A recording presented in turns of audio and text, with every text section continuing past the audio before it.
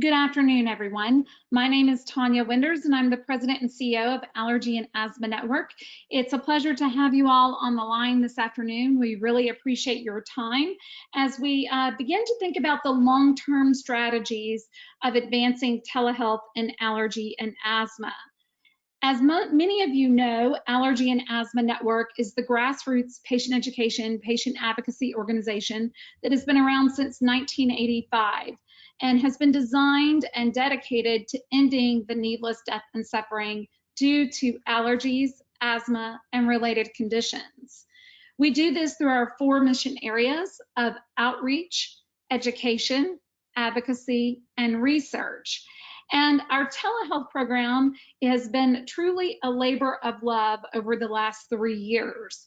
Many of you who are allergists on the line know that Allergy and Asthma Network has worked diligently to advance policy in telehealth and to ensure that more patients can have access to telehealth, as well as the fact that you as a provider can deliver healthcare via telehealth and get paid equitably. So our advocacy efforts in telehealth have ranged at the federal and state level. Many of you may or may not know, though, however, that in 2020, we had planned to launch our Allergy and Asthma Telehealth Network with asthma coaches and food allergy coaches and allergists online. In May of this year, we did successfully launch our asthma coach program, which are certified asthma educators from all across the country who are providing a validated program to develop asthma self-management skills. This is a program that was developed out of the University of Michigan, the Center for Chronic Disease Management, by Noreen Cross and also Dr. Randy Brown, and actually has been validated to develop those self-management skills in high-risk communities. So our asthma coach program launched in May, and we have several exciting projects in telehealth that include remote monitoring of spirometry, pulse ox, breath biomarkers, and real-world evidence generation through our Asthma Storyline Self-Care Catalyst application that are launching in September and October of this year. So we're very excited about how our asthma telehealth coaching is advancing. And again, most of you may or may not be aware, we are doing those coach visits on the American Well, the Amwell platform. We also had developed a program with licensed clinical social workers and behavioral psychologists for food allergy coaches. And those food allergy coaches now have a 12-module program that will provide continuing education credits and are specific to nuances in the psychosocial care of individuals living with food allergy. So the food allergy coaches will also be online this fall. And if you're interested in accessing or using those coaches, you can always contact me directly at allergyasthmanetwork.org or go to our website and learn more about our coach program. And while our coaches are currently on the Amwell platform, we have been exploring other platforms that we believe may be more user-friendly or more long-term solutions for 2021 and beyond. And so, Sean, if you could go to the next slide, please. That's actually why we wanted to engage you all today with a partner that we have identified to advance our telemedicine strategy long term. Today, I'd like to introduce to you Medici, and also you'll be hearing from the leaders of Medici about implementing a long-term telemedicine strategy. Now, let me caution you up front. This is not a sales pitch. We are not here to solely tell you about all the features and benefits of Medici. We will have a short demonstration of the product a little bit later, but the plan and the real aim and goal today is to actually talk about how we take this short-term approach that has been so very necessary in light of COVID-19 and transform it into a long-term telemedicine strategy. And again, I have searched long and hard over the last 3 years, and that's why I'm bringing this group to you today, because I believe that they are the best at exactly this, at looking at the practice of telemedicine and telehealth from a long-term perspective, not just the Band-Aid to get us through the current pandemic. So if we could go on to the next slide, I'd like to introduce our presenters for today. First is Clint Phillips, the founder and CEO of Medici, a global healthcare communications platform. Medici has raised over $50 million and has acquired DocBook MD and Chiron Health, and now has over 20,000 doctors communicating on its platform monthly. In 2005, Phillips created the Aspen Back Institute at the St. Regis, backed by the acclaimed founder of Starwood Hotels, and Aspen Back became a global destination for people from over 40 countries that helped 1,900 people avoid spine surgery. Prior to Medici, Phillips created Second MD in 2011 after his daughter suffered a stroke and was left paralyzed. That is a virtual second opinion platform that provides video access to the world's best doctors at the top 17 US hospitals. Second MD now does more virtual second opinions than the top hospitals combined and has over 10 million members. Some of their clients include Morgan Stanley, KPMG, United Healthcare, Aetna, Bloomberg, Waste Management, and other Fortune 100 companies. In philanthropy, Phillips is recognized as the largest sponsor of orphans at World Vision and other organizations. In sports, he's recognized as the U.S. national champion for the 400-meter and javelin by the U.S. Track and Field Masters. He's enjoyed the opportunity to speak at Rice, MIT, Princeton, and churches across the country, and has also been featured on many different television and print and media outlets. He resides in Austin, Texas, and has 3 children alongside his wife, Jade. And then secondly, our second presenter is Sean Brinely. Sean is the Director of Solutions Engineering for Medici and a health technology entrepreneur with very strong interest in clinical and consumer healthcare. With 10 years experience working with virtual care companies at various stages, Sean's goal is to empower providers to deliver the best care possible by utilizing new products, workflows, and technologies while addressing regulatory support, revenue generation, clinical uses, and patient communication. Prior to focusing on virtual care, Sean actually worked in general surgery and has experienced firsthand the power and positive impact that physicians have in improving the lives of their patients. Through his work here at Medici, he also strives to do the same. So welcome, Clint and Sean, and now I'll turn it over to Clint.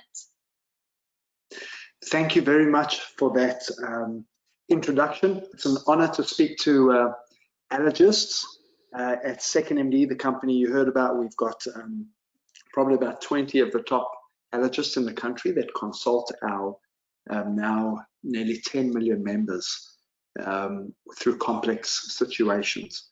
So it's phenomenal. This is what we care about. Virtual care is something we eat, sleep, and breathe. And there's nothing better than seeing it really come together and be done well, properly. And I hope this will be just really informative to you. Some of it will be obvious, as some of you may already be trying aspects of virtual care.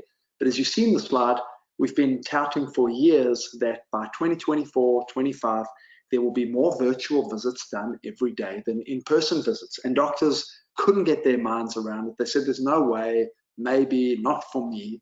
And then all of a sudden, this crazy thing called COVID hits, and you'll see that it moves everything way forward. All of a sudden, instead of hitting 1 billion virtual visits a year in 2024, we go and hit these in 2020. Now, there's a few types of categories that we put telemedicine into. The first is the on-demand telemedicine. These are the teledocs of the world that have got, or MD Live, where the next doctor available is somebody that you speak to. But that's not always ideal when you've got people fragmenting your healthcare as they speak to somebody different every time about their care. The next category is practice-based scheduled visits. These visits are scheduled at a certain time and day and between a single patient and provider. And this is for follow-ups, medication refills, adjustments to care. And this is where we've seen a huge leap just in practice in people scheduling visits. But scheduling a video visit isn't particularly more efficient than having the person sit opposite you, in that you still have so many slots that are available to you in the day. And what we see is this third level of what we call continuous virtual care or continuous on-demand virtual care. And don't let the name scare you that it means you have to be on demand all day to your patients. But it is incredibly attractive to take the best aspects from the other two for telemedicine and combine them to create a great patient and provider experience, leading to enhanced patient and provider relationships, retention, attraction, all of these pieces. So as you see how fast this has moved into virtual care, we see that over 1 billion visits will happen this year, is staggering. And a lot of doctors, a lot of practices are really reeling in how to deal with this. I did an interview a little earlier today with CNN and described telemedicine in a similar way to fast food. Some people, the first time they went for fast food, it might have been an amazing experience where you could have gourmet food delivered to your door. It's warm, it's fantastic, and you go, I can't wait to be able to have food delivered to me. That experience was great. Others of us have had an experience where it arrived at the wrong place, it was cold, the meals was wrong, and you're likely to never want to do that again. And that's really what started to happen with telemedicine, is we've seen certain providers go, wow, this is amazing. As an allergist, as an immunologist, this is how I want to be spending the majority of my time practicing. Others have gone, it was a disaster. My team have had to be dealing with, tech support and all sorts of calls and the person not showing up and all the growing pain. So we want to show you that just because you've tried telemedicine doesn't mean that it has worked for the allergist or worked for their patients. In the next slide, you'll see that we want to take just the word telehealth was barely searched and all of a sudden went off the charts for people being able to say, what is telehealth? How do I do this? My doctor's now telling me they do telehealth. I don't know what this is. Same thing for the word telemedicine, but there is massive public interest, and we're starting to see providers be selected by whether they can offer this to their patients or not. In the next slide, you'll see that there is an opportunity for you to tell us, when did you decide to adopt telemedicine? There's a poll in your GoToWebinar piece here, where if you can just click the box and tell us, did you select to do it before COVID, during COVID, or you still haven't adopted telehealth? So we'd love to see and just get a quick poll from that as to see if they're where you guys are on this spectrum, because for those of you who answered before, these are the types of practices that we found. It was a very easy adoption and an easy change for these providers to go from doing a minority amount of their consults virtually to now start to do the majority, if not all. We'll close that poll now if finished answering. If we could give just another second, Clint, it looks like we've got just over half of the people have voted. So please go ahead and enter your selection. When did you decide to adopt telemedicine? Before COVID, during COVID, or you still haven't adopted yet? So we'll give it just another second. So for those who did it before, it was this beautiful transition. And patients understood the workflow, and it's been really easy, and those providers feel really validated for being an early adopter. For those who did it during, this could have been hit or miss, depending on the platform you selected, depending on how you communicated it with your patients. This might have been, your patients high-fiving you, thank you for coming to the rescue and identifying our concerns and keeping us safe. For others, it might have been a very different type of result. So great to see that 1/5 of you were doing it before, 45% started doing it during, and there's a third who still haven't adopted telehealth. The good news is that it is not too late. This is how medicine will be practiced for the next generation, until, who knows, AI replaces us all as providers or something like that in the long future. But this is still an opportunity to do it and do it right.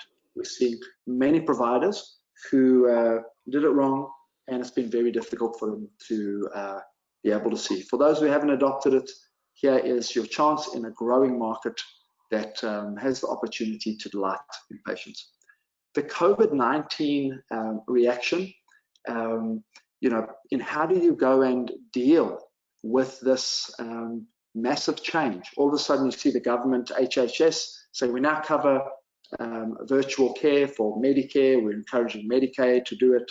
They're pushing, the administration's pushed for the big 4 insurance companies to make this not just a COVID opportunity, but to be that this is how reimbursement will work post-COVID. And I think there's a huge opportunity for you to work closely with your network to make sure that you are reimbursed adequately for this. EHRs started to roll out their own telemedicine solutions. Unfortunately, these solutions were quickly built and developed and are missing some of the key aspects that are really needed.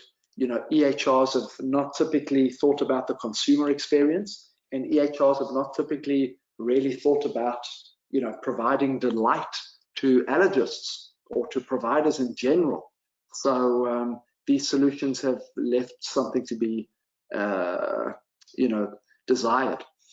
Adoption of other platforms that may or may not be HIPAA compliant. You'll see the list of things like Facebook Messenger on the next slide, Google Hangouts, Zoom, Skype, all of these people that have built platforms that weren't necessarily built for the adoption of telehealth. We saw all sorts of cyber attacks as providers and patients ran to all these platforms to try and communicate.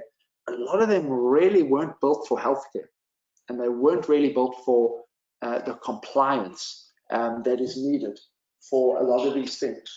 So just an amazing opportunity for providers to understand, well, what do they really need? Because just because you can do a video doesn't mean that that provider or an allergist is going to be safe in this environment. On the next slide, you'll see there's a few things that are really critical to being able to deliver a great telemedicine platform. And the first is security. Medici, we realized that people like my mother were going to be accessing healthcare virtually on an app, online. There has to be a commitment to security. It's one thing to Zoom bomb, which means a stranger pops into a Zoom call. It's one thing to do that when people are having a business meeting about a marketing decision. It's very different when people can get onto a conversation and hear about personal health information. It's a different level. And so security, you have to choose around security. The next piece we see that builds on top of security is compliance. In the triangle, there is communication. Sorry, just go back one more to the triangles. So security, on top of security, what do you need for that is communication. And once you get to communication, what's the piece that really matters to patients at the top? And that is care. That is what we can't deliver. That comes up to providers to be able to deliver incredible care. We just have to make that easy for them to access, but we have to make it secure. We have to give you various options of communications. You may want your patients to send you a video of their coughing or breathing, of them or maybe their child. That's part of communication. You want to be able to have a video conference when necessary, but other times you might just want to be able to shoot a text message, or you want to be able to communicate a PDF or an image to your patients. So making sure communication is not just between the doctor and the patient seamless and secure. You also want to make sure that communication to the rest of the members of your clinic, or to be able to bring in a different type of specialty into a conversation, or all sorts of things that we had to build on top of our platform. As we look at the next piece around compliance, you'll see that everybody flashes a little HIPAA banner, but there is something that is far more important than just putting a HIPAA logo, is really looking at what types of certifications they have. So let's talk about happy patients. We all love to have happy patients, and a Deloitte study showed that 77% of patients are really satisfied after a virtual encounter. That is way higher than when they look at what that is of an office visit. In your mind, and I'll talk to providers all day going, well, do I care about happiness, or do I care about quality medicine? And the answer is, you may not have to choose between. You may be able to deliver incredible quality medicine at the same time as having happy patients. But there's something more important than 77% of patients who are happy to speak to an unknown provider. That number jumps to 93% when patients can talk to their doctor. When they can talk to their provider, it goes from 77% to 93%. That's a huge, that's unbelievable to think that 93% of your patients could be having a great experience with you, because that is not what is happening when patients come into the office. In the office, we battle to even measure if they're satisfied. I went to an office not too long ago. I sat there for 45 minutes. They took me into a room, left me waiting there. I left, and they said thank you to me on the way out. Never treated my daughter, who I was there with, and said thank you, goodbye. They didn't even know how upset and how bad an experience that was. In virtual, it's way easier to measure and to be able to catch those. So in conclusion, we can tell that virtual care is best performed through an established physician-patient relationship.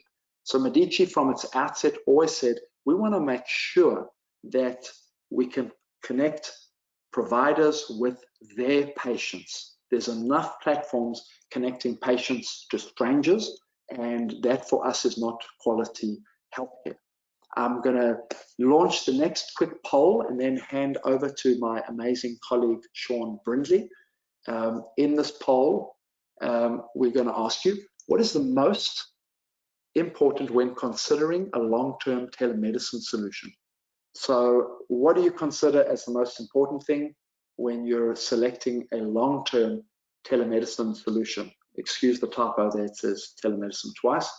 And what is most important to you? Patient acquisition, patient user experience, provider user experience, patient retention, or decreased overhead costs. So are you trying to acquire patients, give them a phenomenal experience? You're trying to make your life easier, keep your patients, or decrease your overhead. All of those are opportunities, and you probably want to do a little of all of those, but we would love to know what is the most important piece for you.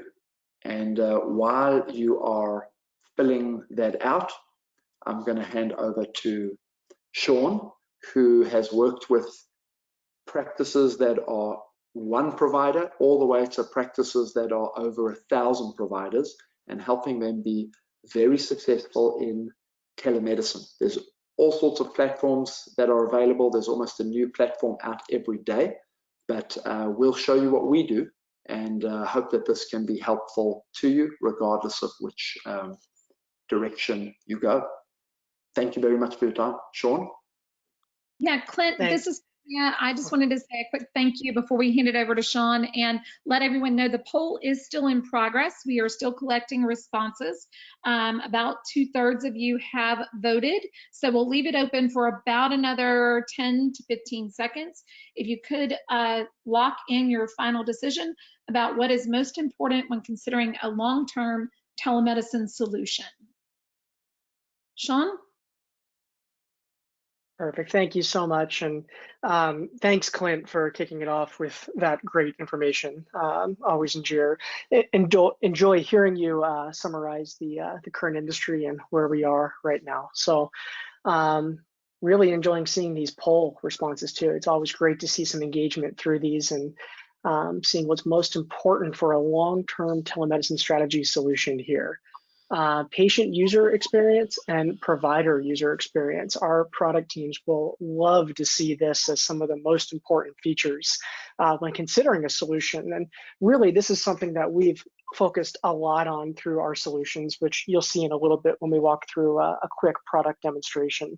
To be successful, a telemedicine solution really needs to be very simple and clean and easy to use for both patients and providers alike.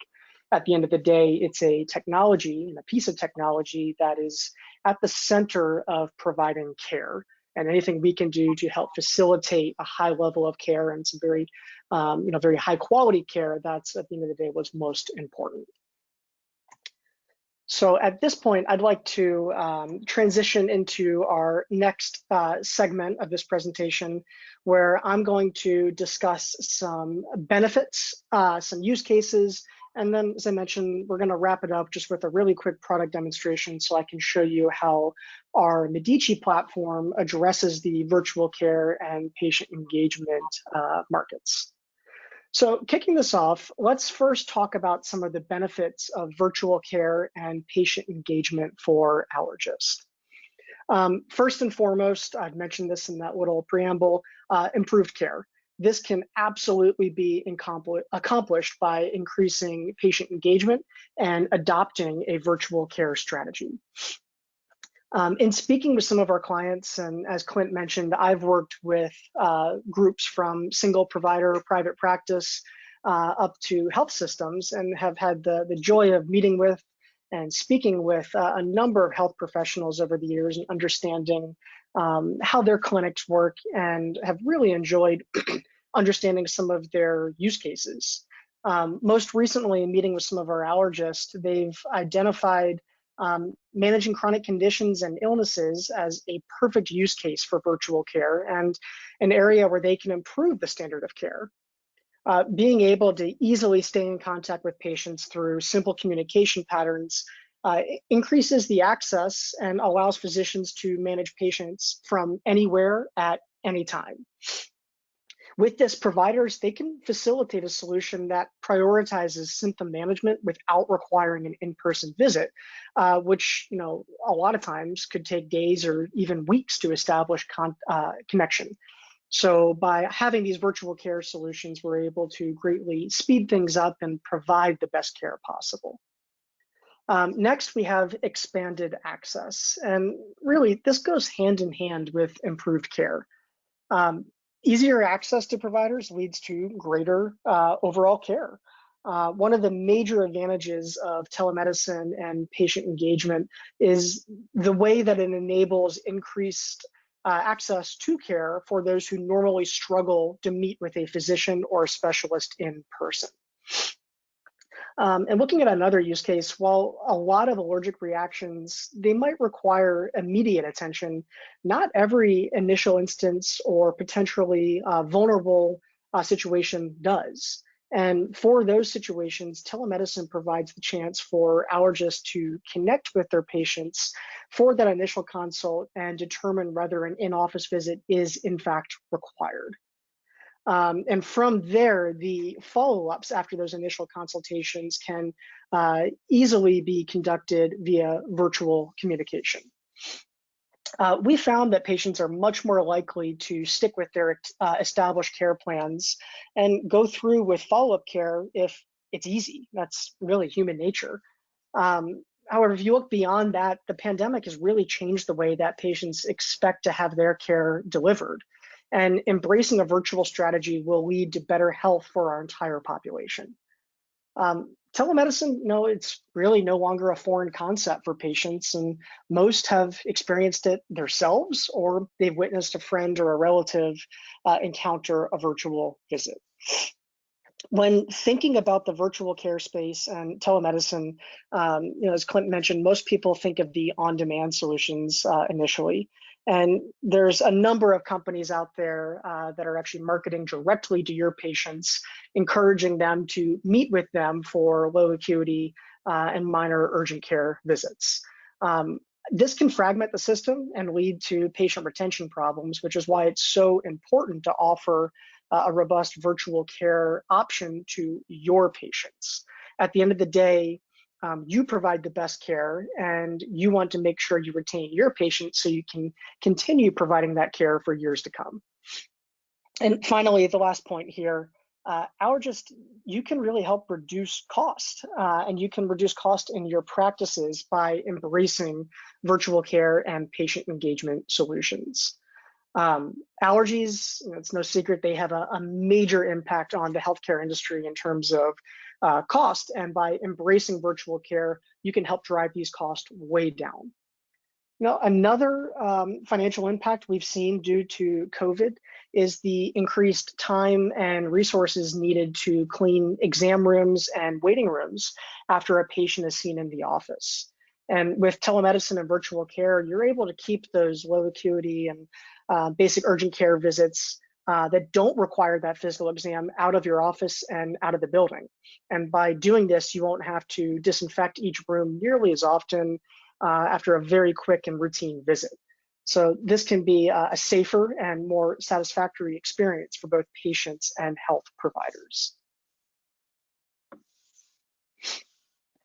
So now that we've discussed a couple of benefits, I want to talk about some use cases. And the list that I'm going to run through, this is by no means an exhaustive list, but these are some of the most common conditions that, in working with our clients, we've identified as great virtual care conditions to treat or manage. As I mentioned on the previous slide, medication management, that is relevant for a plethora of patients. Think about how often you see the same patient for the same condition and write the same medication refill prescription. That can easily be handled with virtual care, saving the patient and your office and your whole staff time and money. So often, patients, they'll call into the office for a refill. They'll get stuck in a phone tree, leave a message. Somebody will call them back. They'll miss the phone call. They'll call back, get stuck in the same process, go through the phone tree again, and so on and so on. We've all experienced it as patients and on the clinical side too.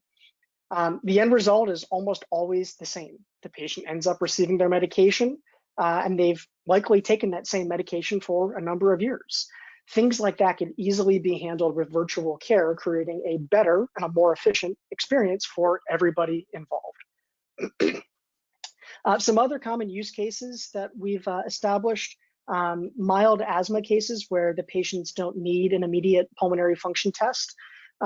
This could also include routine follow-ups after the PFT is conducted.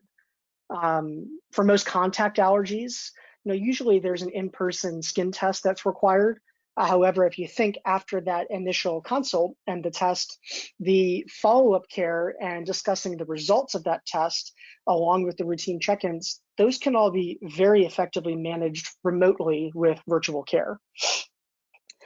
Seasonal allergies, something you can tell I'm dealing with by my sniffling. I apologize for that. Us down here in Austin, Texas, we seem to deal with this around the year, but this is something allergists can very effectively manage with virtual care. And with our platform, you're able to use what we call our announce feature to broadcast messages to your patients. Personally, I think seasonal allergies is a perfect use case for this type of messaging. Allergists and providers can be very proactive and take proactive measures and message their patients and clients that maybe environmental conditions are poor. So here in Austin today, molds are at a medium level. It would be wonderful if my allergist could message me and all of the patients and say that molds are at a high level, take precautions if you're going outside, or consider taking an over-the-counter solution to manage those conditions before any patients reach out to the office and go through that phone tree example that we mentioned earlier. Let's see what else. Hives and rashes. This definitely blends with teledermatology, but in speaking with our allergist clients, this is something that a lot of allergists treat.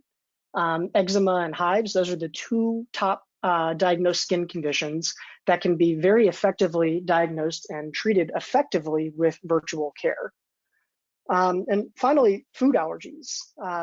If a patient believes they have a food allergy, obviously a lot of times the initial consult has to take place with the provider who, you might order some labs or a test to further diagnose the condition.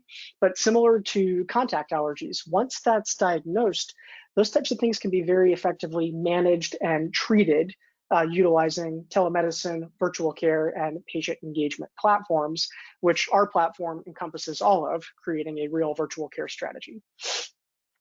So again, this is by no means an exhaustive list of conditions or use cases for that matter for virtual care in the allergy space, but it's something that we've identified with a number of clients as some very routine visits that might help kind of jog your mind and create a better understanding of the multitude of conditions that are appropriate to be treated remotely. All right, so I'd like to quickly discuss one of our clients and one of our providers who's using virtual care to support not just her patients, but her community during the pandemic. In the center here, we can see Dr. Tina Carroll Scott. Through the pandemic, she saw a need to stay connected with her patients, even when they weren't seeking care or reaching out to her. Virtual care and patient engagement was a wonderful strategy for this. As a resource to her community, she sent frequent updates using the Medici platform with tips and suggestions and relevant updates about the pandemic specific to her community. So going a step beyond just providing care when a patient is sick, but trying to become really that trusted advisor in the patient's life. Dr. Carroll Scott, she is not an allergist, but I think this use case is very relevant for all specialties. And with the seasonal allergy example that I mentioned previously, this is the same type of workflow that as allergists, you can embrace and put into practice for your existing patients to really better their lives and provide the best patient engagement strategy possible. We have several resources available on our website, and we actually put together a video showing how Dr. Carroll Scott has used our platform in her practice. So if you're interested in learning more about that specific use case, please do reach out to us or visit our website. We have a link at the end of the presentation to learn more.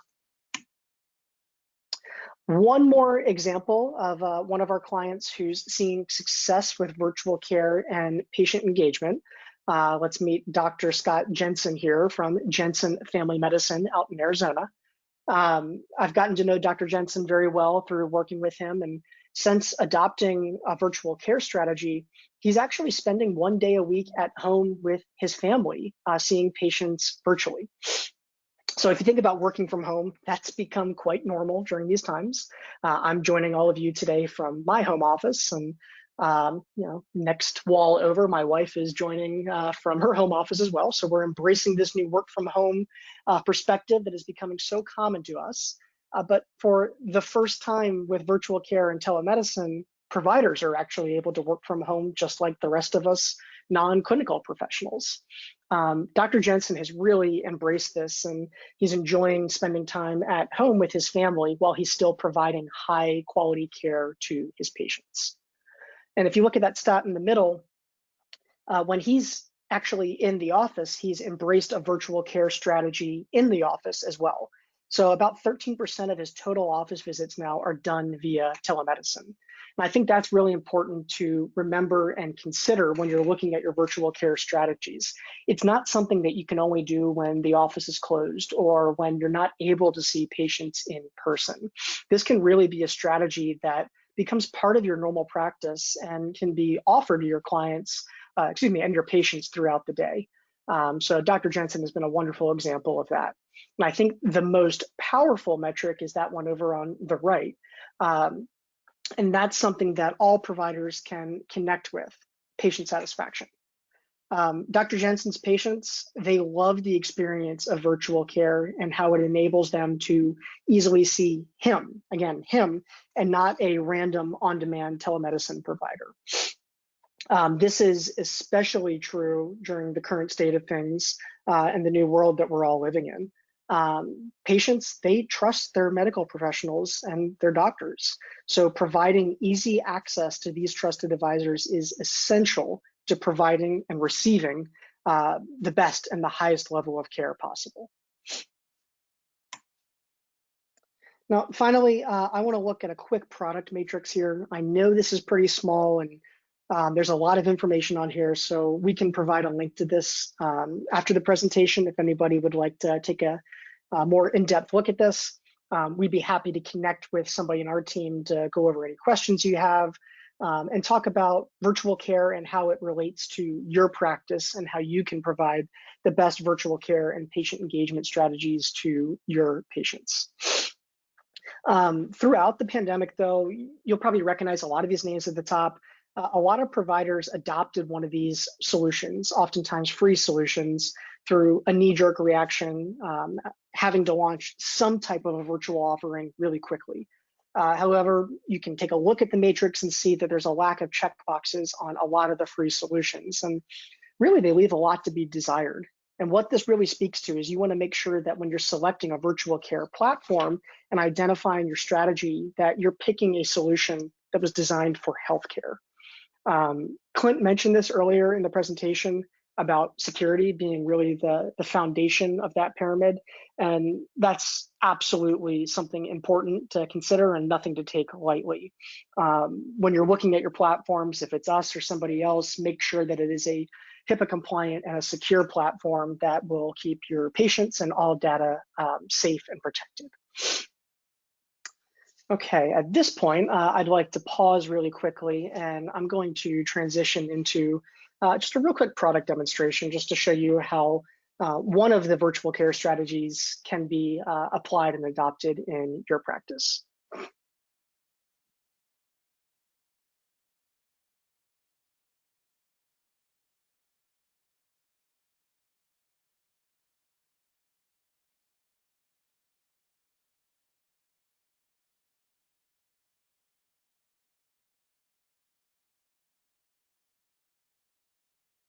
Now on my screen, you should see my iPhone and another window, which is the Medici platform, the provider's view of the platform. So what we're looking at here on the left is how you as a doctor would see the Medici platform from your desktop or your laptop computer. Each of these threads over on the left, this is an individual patient. So think about this kind of like on your iPhone or your Android, where you would see multiple chat threads and each of those being a friend or a family member. Well, with the Medici application, each of these is a patient. So you can easily manage any number of patients concurrently. And what's really beautiful about this is all of the chat history remains in the thread for future reference. So if you're communicating with the patient, you diagnose something or prescribe a medication, and then you don't speak with them again for 6 months, you're able to very easily scroll up in the conversation and see what was discussed at the last encounter. So looking at the screen now, you'll see on this contacts field, this is where we can do a sync with your EHR, an interface to synchronize all of your patients to the application. Once we invite patients to the application, we can trigger an email campaign and invite patients to communicate with you on the Medici application. And I have one of those emails pulled up here on the right side on my iPhone. And what this is showing is a little bit of information about the Medici platform and how virtual care can help you manage your care. And then ultimately clicking on this link that will populate an activation code to bring you into the network. So through this demo, I have the Allergy and Asthma Network logo and branding here. This is to show that we're connecting with the Allergy and Asthma Network professionals and coaches. So as the patient, again, here on the right side, I can hit View Profile, read more about the provider who I'm going to be communicating with, and then message the provider directly. So this is where I can put in a notification that's going to go to the provider. So continuing with the allergies conversation, I can send to my provider, hello, I woke up this morning with a lot of sinus pressure and I'm worried about getting a sinus infection. However, I've had issues with seasonal allergies in the past. Are there high levels of anything in our area today? So I'll go ahead and send that to the provider. And now as the provider on this screen, you can see patient Kevin Gosman has sent a new message to me. So I'll open that up, and then this is where I can communicate back and forth with the patient.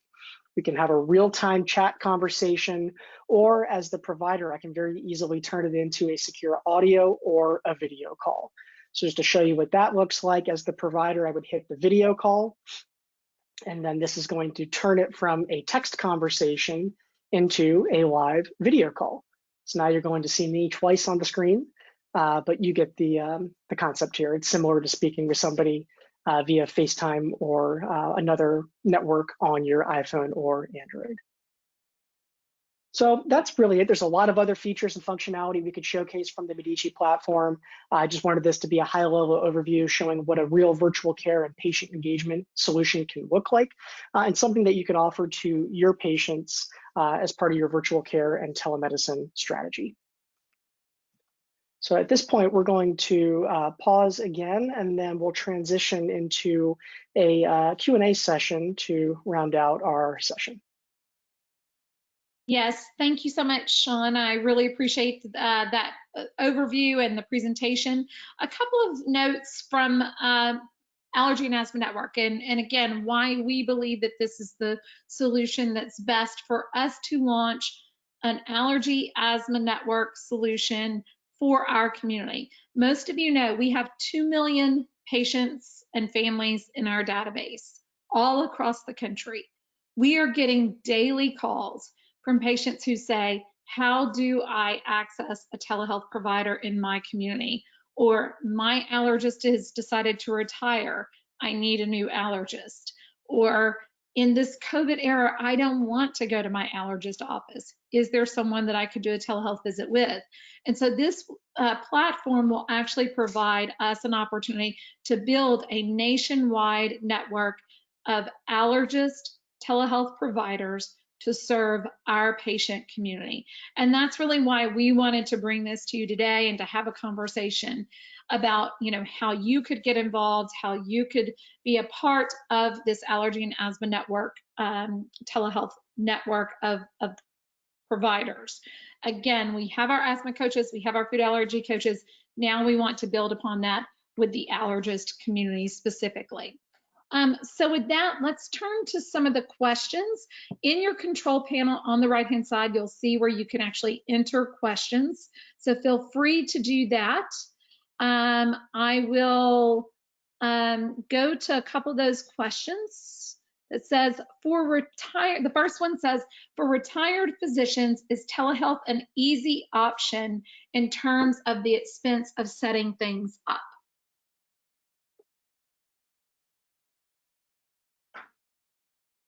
Sean, Clint, I'm not sure who wants to take that one. I'm sorry, I was speaking. I had my my finger on the mute button. I apologize for that. Yeah, that's a great question, and absolutely, this is a very cost-effective way to stay engaged with your patients after retiring. Through those slides in that presentation, you notice I mentioned relationships a lot and the importance of communicating with your patients and how much patients enjoy building those relationships over the years. So we have worked with a number of professionals that have embraced a virtual care strategy or a telemedicine application to stay connected with a certain subset of patients after retirement and continue providing care versus managing and operating an entire practice. So that's absolutely something that can be facilitated effectively and efficiently using virtual care, patient engagement, and telemedicine. Okay. Great, thank you.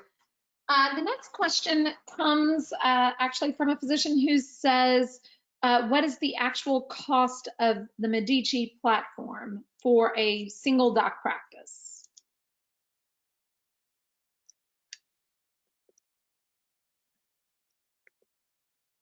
Sorry, I keep fighting the mute button here. Just leave this on. Muted at this point, Sean. Sometimes we have issues with that. So let's just leave unmuted for the Q&A, please. Absolutely, thank you. Yeah, it's a great question, and we would love to have a conversation with you to further understand the actual structure of your practice. The cost, it varies from practice to practice depending on the size and the specific workflows that you will be adopting. Generally, it's based on the number of providers in the clinic. So that's definitely something where we could evaluate with you how large the practice is, and what your specific needs and features are within the application to come up with the right plan. Having said all of that, it's generally between $1,000 and $2,000 annually per provider. Great, thank you. And again, there will be some cost savings if you choose to come on as part of the overall network provider listing, and we will also provide that promotion to our community. As far as who will pay the providers on the network, which is a question that was posed, again, it depends on if you'll be billing insurance. If you're billing insurance, that would be directly collected and paid. If you are doing cash pay visits or part of our different research projects in telehealth, then you would be paid directly from the network. So again, we're happy to talk about those details as we go on. A question about the importance and use of telemedicine in shared decision making, because not all patients are satisfied with not seeing their doctor, their staff, and I do think that this does provide a unique opportunity to really leverage shared decision-making tools that we have co-developed at Allergy and Asthma Network with the American College of Allergy, Asthma and Immunology. And we do plan on providing training modules and electronic resources to support you as a network telehealth provider. So great point and great question, Dr. Buckstein. The next question comes in regards specifically to Zoom. And again, many providers chose to use Zoom during the height of the pandemic when their offices were so abruptly closed. But is Zoom actually HIPAA compliant? And you know, what are some of the challenges specifically with Zoom from a privacy standpoint?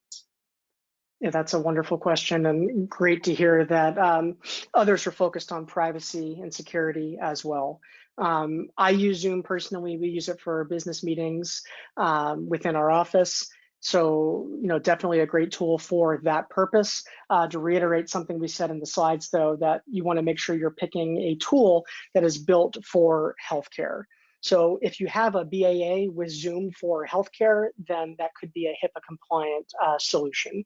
In a lot of cases, in most cases with the free version of Zoom, which so many people adopted through the pandemic, that isn't the case. So you're leaving yourself open to potential data breaches or violations by not having the security measures in place to be considered HIPAA compliant or secure. And I would just like to add to that is that while you can get into a BAA agreement, you're using a very limited version of telemedicine. You're doing video, but you're not allowing for the ability to assign conversations to other providers in your network. You're not allowing the ability to bring, you know, your team specialists into conversations, managing via messaging, broadcasting to all your patients securely. So it gives you a compliant, if you pay and get the BAA, it gives you a compliant video instance, but it doesn't allow you what you really need to be able to keep your patients engaged and to manage patients whose first language may not be English, etc. So there are just so many other things to offer via telemedicine. Those need to be compliant too, not just a video instance. Really valid point, Clint. I appreciate you bringing that forward. And, you know, I think that what we have found and had heard from patients as well is that while Zoom may have been an effective Band-Aid in the midst of the, you know, the very abrupt changes to the delivery of healthcare, it really is not a secure platform that you want to be, you know, broadly sharing your health information over. And so that's really why we, again, at the network have advocated to advance the appropriate regulatory and legislative agendas to ensure that telehealth can be adopted safely and securely for all patients. The other thing, and the final question that comes, is around reimbursement. And look, we know that in light of COVID, we have achieved parity, if you will, getting paid the same thing for most telehealth visits as you would if you were doing them face-to-face in person in a traditional brick and mortar practice. But we also know that that may be threatened long term. And so that's why at Allergy and Asthma Network, we are continuing the fight for parity, because if you're doing the same services in a telehealth visit that you would be doing in that traditional brick and mortar visit, we believe you should be reimbursed the same.